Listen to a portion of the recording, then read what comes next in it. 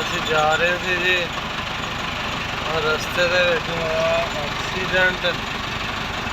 ਆ ਦੇਖ ਲਓ ਜੀ ਮਹਿਰਾਨ ਕਾਰ।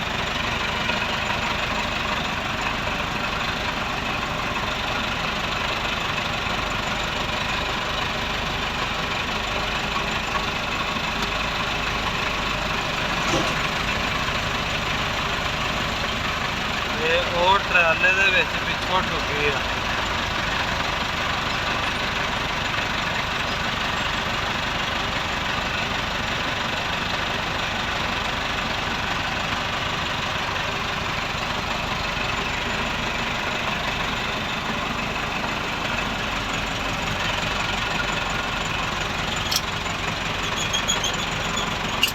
चेक कर लो जी गड्डी।